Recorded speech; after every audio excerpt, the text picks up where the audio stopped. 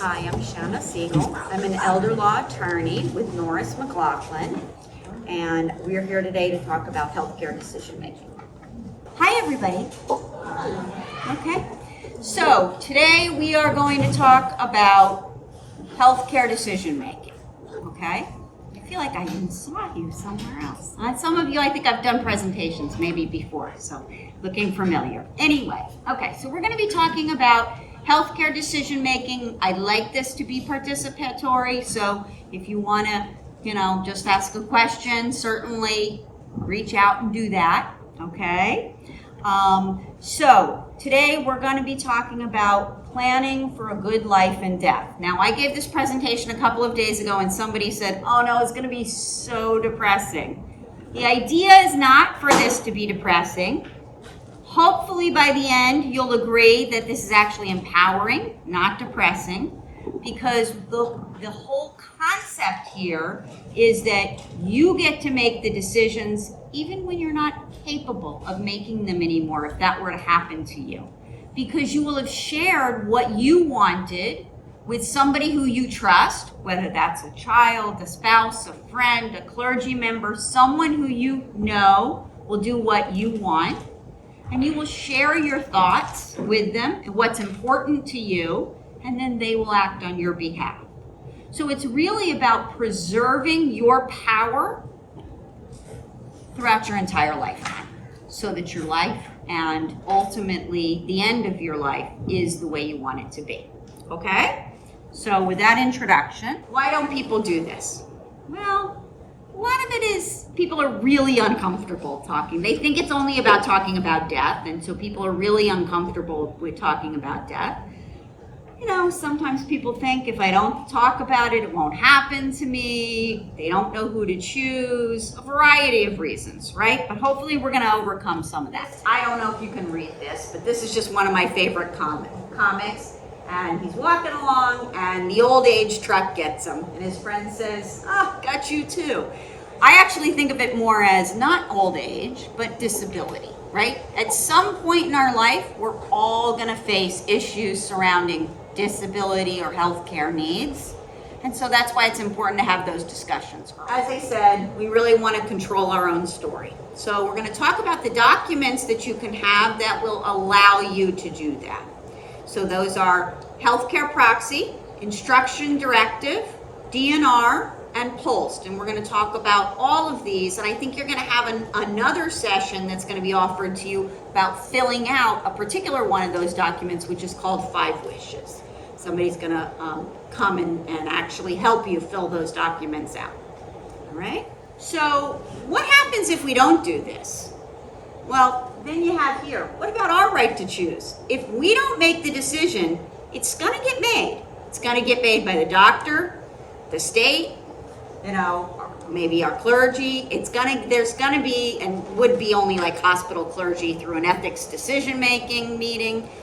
It's going to get made, and you want to be the person making it. So that's why it's so important to do these things ahead of time. New Jersey has always been at the forefront in dealing with healthcare decision-making issues. Starting back in 1975, Karen Ann Quinlan case, that may sound familiar to you. That was the beginning of patient self-determination. The court's finding that patients had the right to make their own decisions. And going all the way up to, in 2019, New Jersey passed the Medical Aid in Dying Act, which allows individuals to have medication prescribed for them if they want to end their lives, if they're suffering. So you can see that New Jersey really is very thoughtful about these issues. And so as a result, there are statutes that have allowed us to be able to, make sure we can make our own decisions. So one of those is the Advanced Directive Act.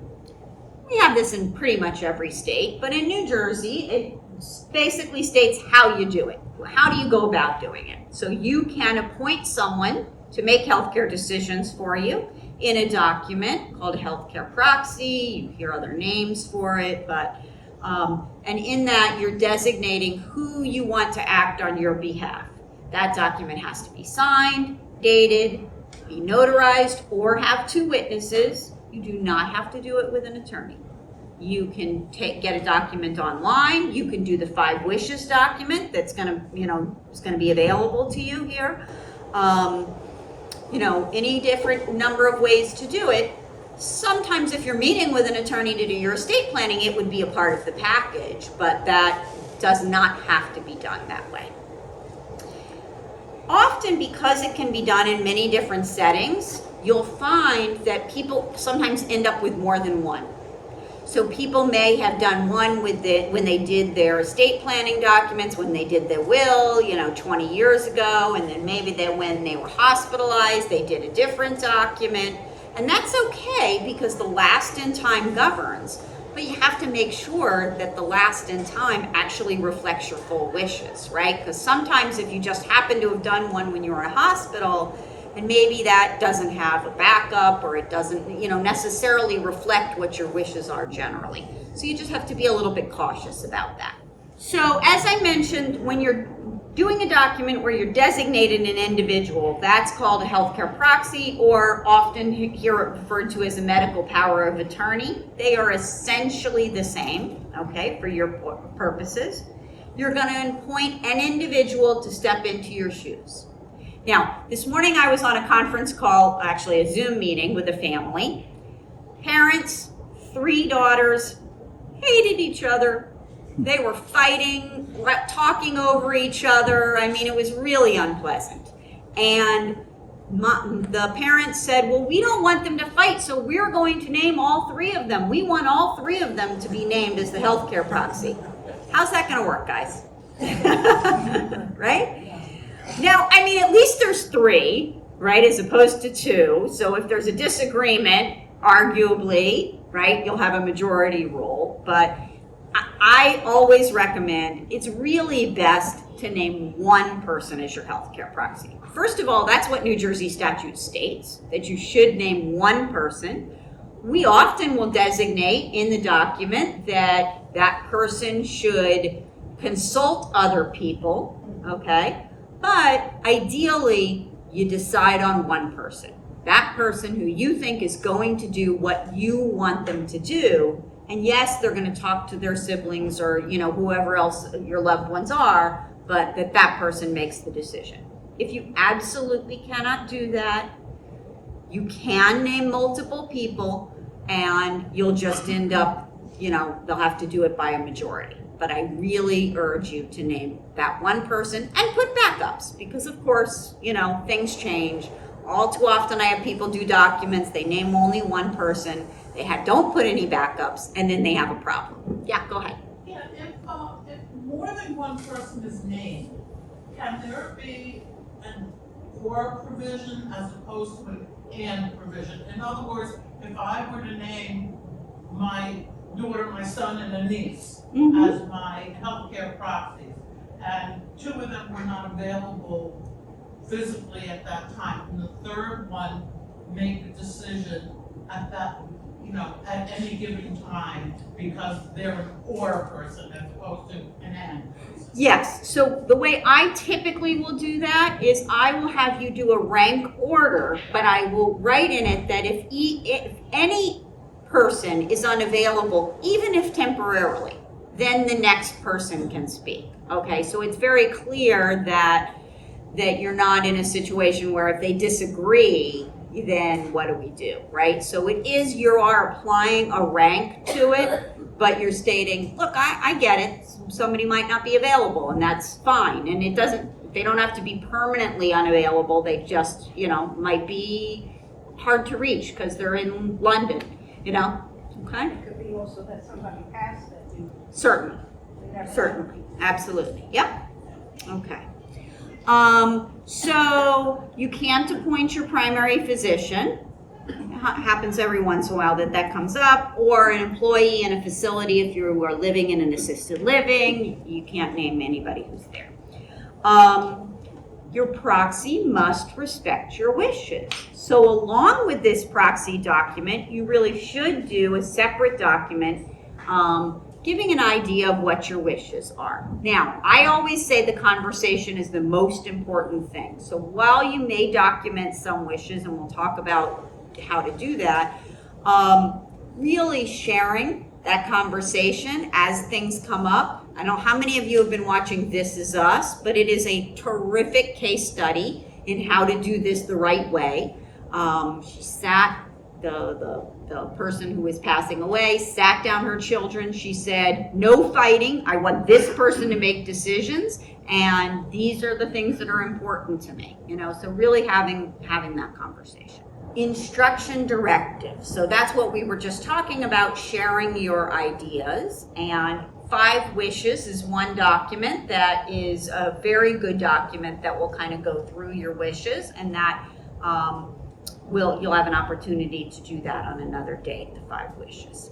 So, but you can do this in any format. I have clients who, will send me a file. I've had clients who download things from the internet or just write, or we obviously have our own versions. I find that the things that are very most helpful is when you focus on functional limitations. Because how many people really know exactly what a persistent vegetative state means, right? You may not know that. Do I fit that definition?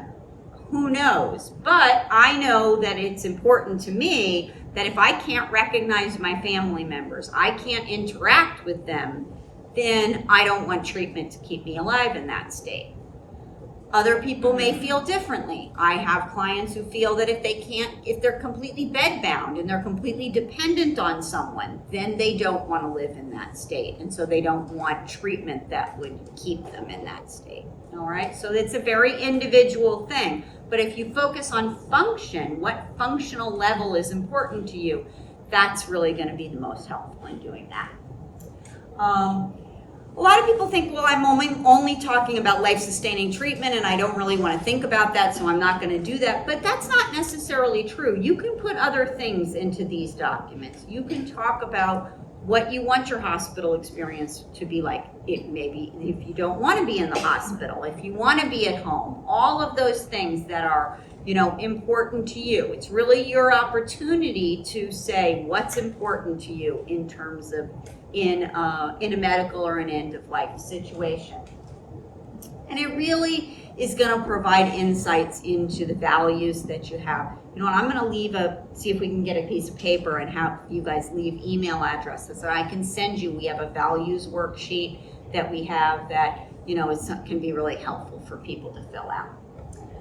But even if we do the best living will and we spend a lot of time thinking about what we want, sometimes that isn't good enough, because what happens? That document isn't there, right? We do these documents, we spend all the time, and then we put it into a cabinet, and then we're off somewhere and we have an emergency and that document isn't there with us, right? So there are things that you can do to address those issues. First of all, you would want to give your healthcare representative a copy of the documents so that they have them, and they will be able to bring them to the hospital if you need them. But secondly, there are some other documents that might be appropriate. So at some point in your life, you may want to consider a DNR order. Probably not now, but if you were seriously ill, you had a chronic illness, you had a terminal illness, in those situations, you might want to choose to have a DNR. The difference between a DNR order and that DNR instruction in a living will is it is a medical order.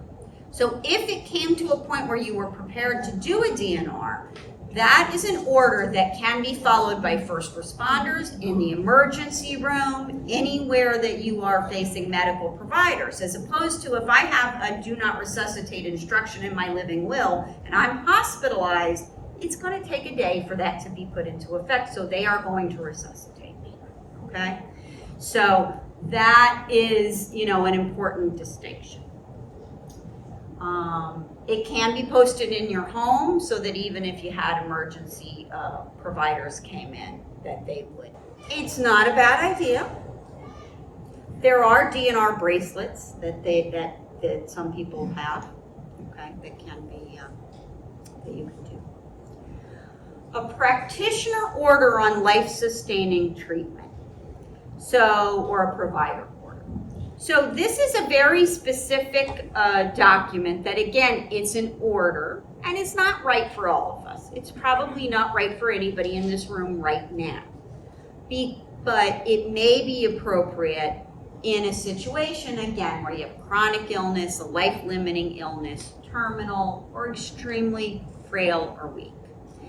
What this is it, again, it takes your living will choices, what you would want in a particular situation, and it really digs deep with them with your physician. So for instance, if I was diagnosed with Parkinson's, okay, I might sit down with my doctor and say, as this disease progresses, if there comes a time where I am bedbound, then I would not want CPR if something happened, or I would not want to be hospitalized, or I would not want antibiotics or anything, because I would not want to prolong my life. Okay. You can also state that I have very specific goals of care. So I have Parkinson's and I'm pretty far into my disease, but I have a grandchild that's about to be born. I want all treatment until my grandchild is born, but after that, then I would not.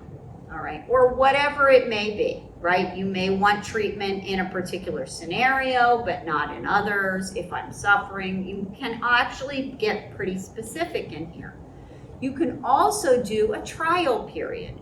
So you could say, I don't want to be on a ventilator long term, but I might be okay with being on a ventilator for a week if there was a chance that I'm going to get better. Let's see if I get stronger again. So even though I'm far along in my disease process, I don't think I'm so close to the end that I might get better, and then I would want to be on a ventilator to give me that chance, right?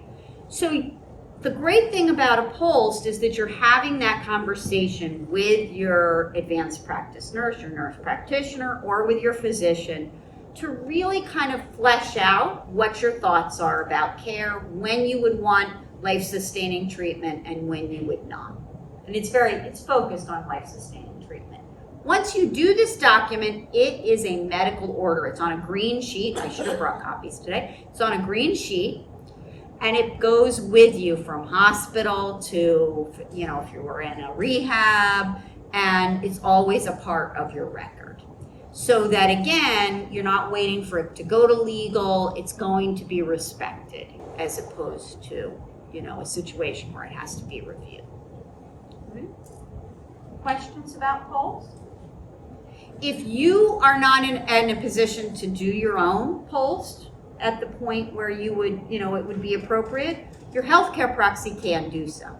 So you could, your healthcare proxy may decide, all right, I'm going to do this for mom or dad.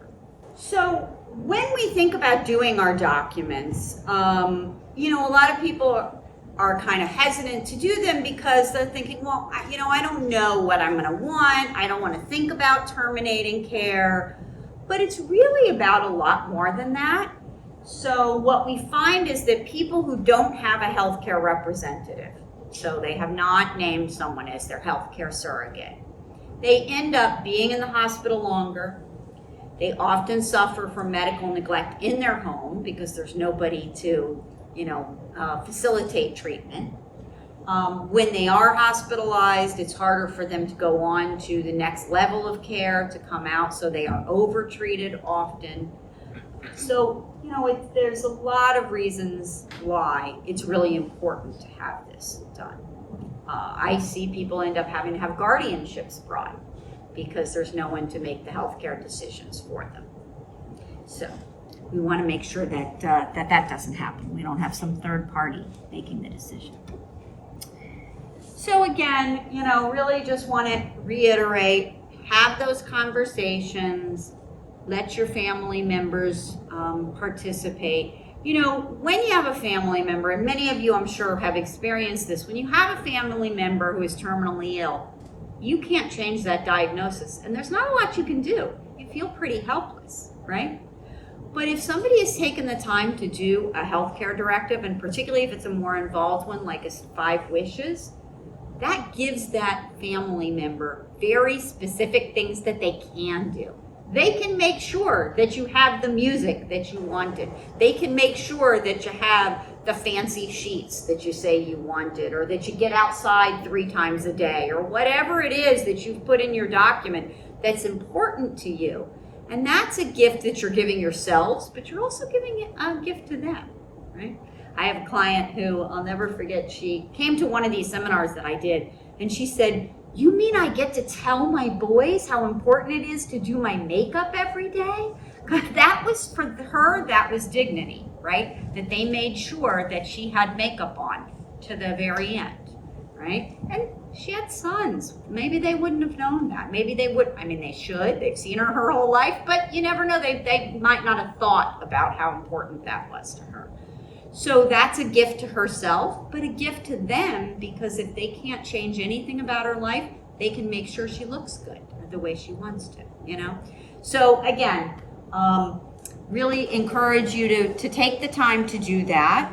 It's a little sad way to end, but I like to end with Nancy Cruzan, who there was a fight over her healthcare decision making. And when ultimately her life-sustaining treatment was terminated, they wrote this. She departed in 1983, but she was in peace in 1990. So we don't want that to happen to us. We want to be in peace and have the things that we have it be the way we want. Okay?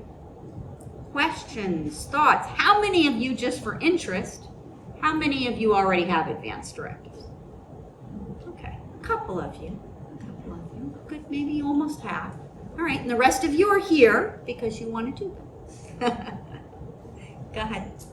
Many years ago, I sat down with my family, got something from the computer that was a list of questions, and we exchanged. And my oldest daughter, who I'm very, very close with, who should really know me, out of the questions, she took me, what would I want, and I took her. She got half of them wrong. You may think that they know. That's great. And they don't know. Yep. And this all had to do, not with Karen Ann Quinlan, but the other horribly sad case. Shiafo was her name, or if you remember that. Yes, I the do. parents wanted to keep her in this vegetative state. Yep. And the husband wanted her to pass. Shivo, yep. And that's when we did it, because we Yeah. said, this can't happen to us. Yeah. And they say when you're 18, even kids as young as 18 should do it. We haven't done that with my grandkids. Yeah. We should, but we haven't. Yep. So just my own experience. When my brother knew he was dying, I was given power of attorney. He put signs all over his apartment. Look here first, look here second, whatever it was. And even though we were best friends, as close as we possibly can be, I had to fight with the insurance company over who was going to get, and I was the executrix, who was going to get his insurance policy. They'll try to cheat you. I hate to tell you that. They will try to cheat you.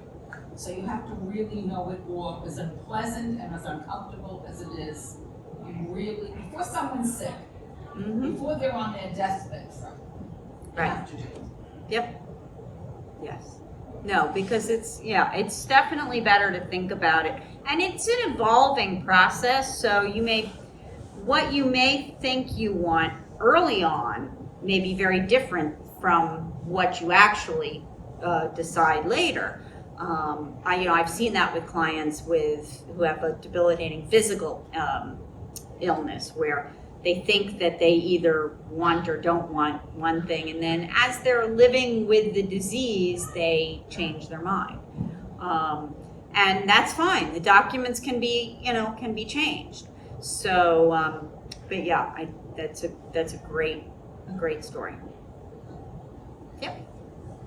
Some years back, when my wife up there, she's in the Veterans Cemetery. That's my destination. So that's all I'm concerned with. They don't have to bother with me.